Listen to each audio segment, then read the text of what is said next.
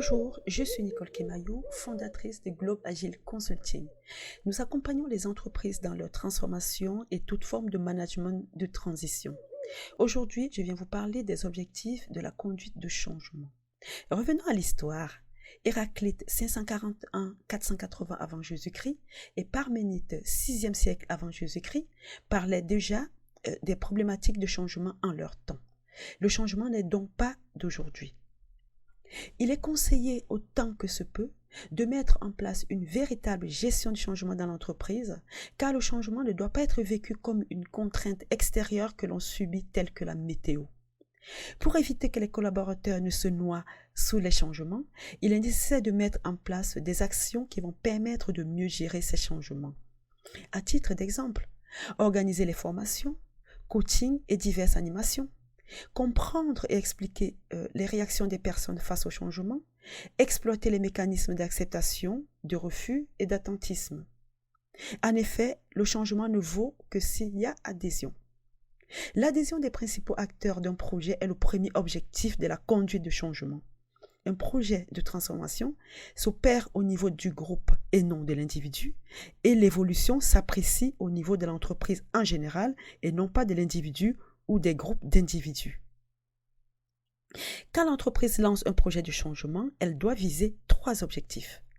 Le premier étant l'adhésion des principaux acteurs du projet sans qui rien ne se passe. Naturellement, un projet sans adhésion est obligatoirement voué à l'échec, encore plus dans un environnement où il existe une inflation de projets et couplée d'un contexte sociologique où de plus en plus de personnes refusent d'obéir à des ordres pour s'inscrire plutôt dans des dynamiques de co-construction. Le deuxième objectif est celui de la transformation qui dépend complètement du premier objectif. Lorsque les personnes adhèrent à un projet, ils visent des solutions et mettent en place des pratiques innovantes entre autres. Concrètement, on va assister à des modifications des processus, des pratiques, des compétences, etc. Cette phase est d'autant plus indispensable au changement, au risque de limiter le changement à certains discours de bonnes intentions. Le troisième objectif est l'évolution. Où allons-nous? Pourquoi change-t-on? Allons-nous valider notre cahier de charges, atteindre nos objectifs? Et objectif n'est autre qu'une conséquence à moyen et long terme de la phase de transformation.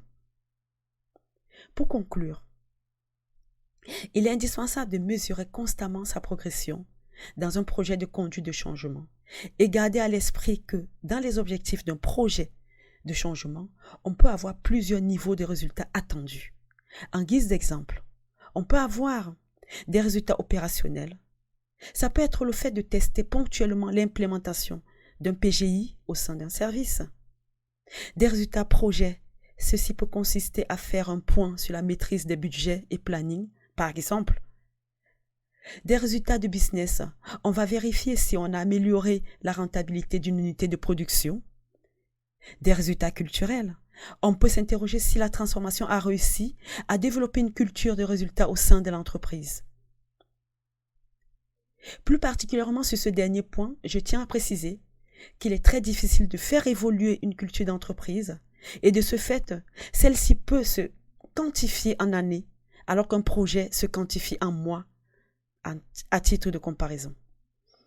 Je vous remercie de votre écoute.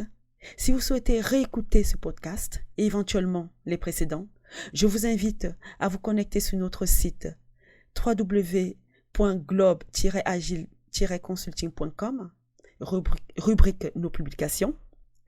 Vous pouvez également nous suivre sur notre page Instagram, Globe Agile Consulting. Je vous dis à bientôt.